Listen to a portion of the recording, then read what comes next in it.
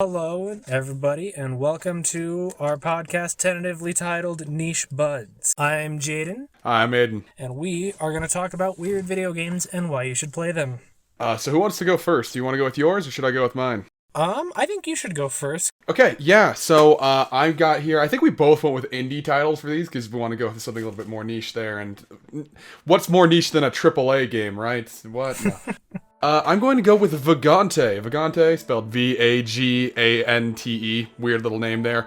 But it's a fascinating little indie game that I believe had been in beta or early access for a long while and fully released, I think, about 2018, 2019 on Steam. It's on pretty much every platform under the sun nowadays. The best way I can describe the game is if you know anything about indie games and roguelikes, you know about Spelunky. And it's like if you took Spelunky and mixed it with an RPG. It's very interesting, that idea. Roguelikes, for those who don't know, are games that randomize mechanics, enemies, and layouts of every level as you're going through and trying to get to essentially a unified end that's at the end of every roguelike. How this game does it is that it's multiplayer and it's class-based with level ups while you're going through the game, meaning that you say, I want to play as a warrior build with a background as I was raised by a merchant, so I have better starting items and starting money, and I'm going to be able to, like, say, I want to do a more melee-focused build, or I want to go like a paladin-like build. It's very interesting when you compare it to other roguelikes like that, where it's not really class-based.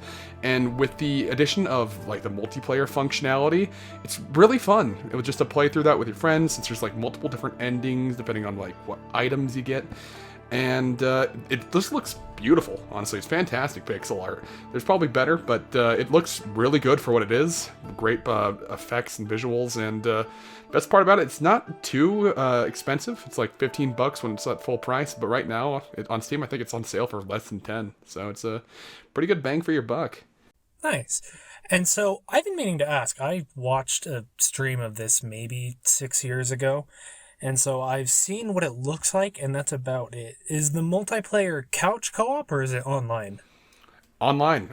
Oh, wow. I don't know if there is couch co-op, but I know for a fact there is online. I played this online a couple times with some friends. Some people got angry about others killing a boss before an item drop. You know, that's a thing.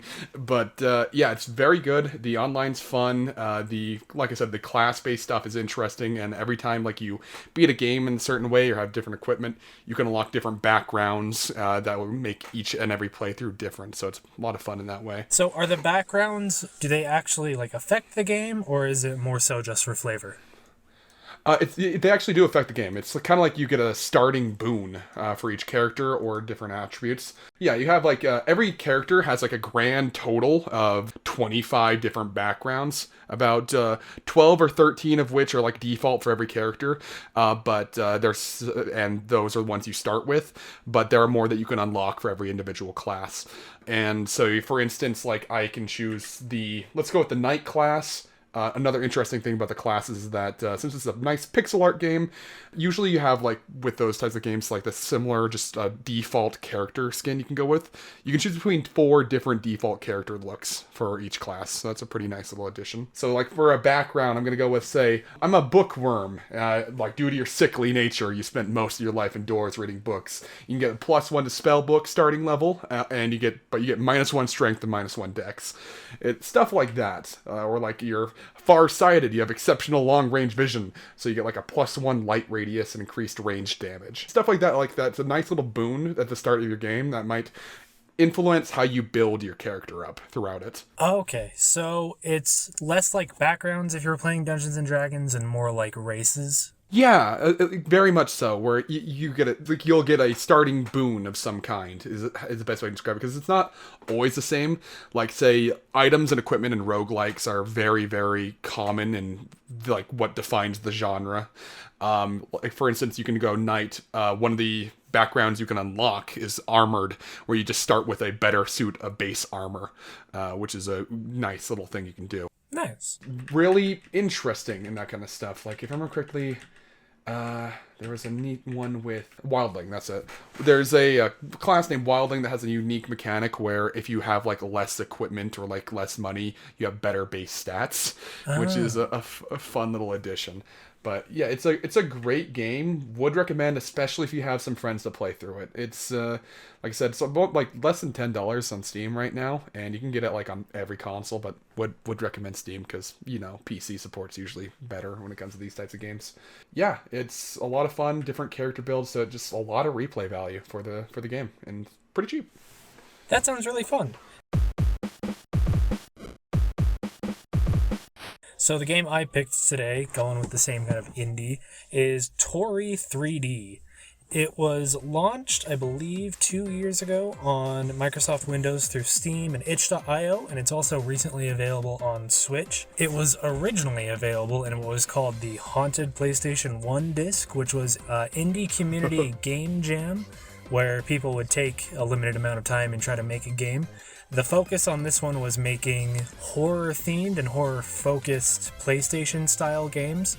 More chunky, lower texture qualities, things like that. This one is a little less horror-focused. It's a platformer where you play as a cute bird in sunglasses. I think the best description would be something between Mario 64 and Crash Bandicoot, where it's a 3D platformer, but it's not as much open world where you're trying to explore. It's a little more of like a timed race where you're trying to get to the end of a level. It feels really good. That's I always feel bad describing something like that in audio form of, oh, it feels good. No, yeah, game feel is a major important thing when playing games, especially 3D platformers. I love the genre, and if something doesn't just feel good in your hands when playing a 3D platformer, it's just really hard to get into it. Yeah, so. It's the kind of thing you know when you know.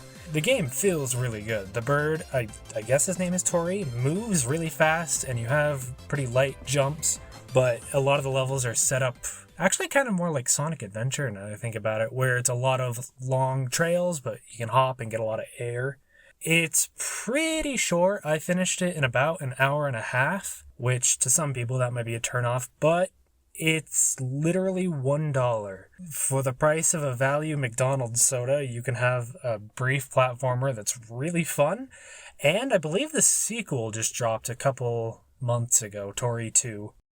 Yeah, I'm looking that up right now. It looks like Tori 2 is also out and released September 30th, 2021, and it's also 99 cents. Yep.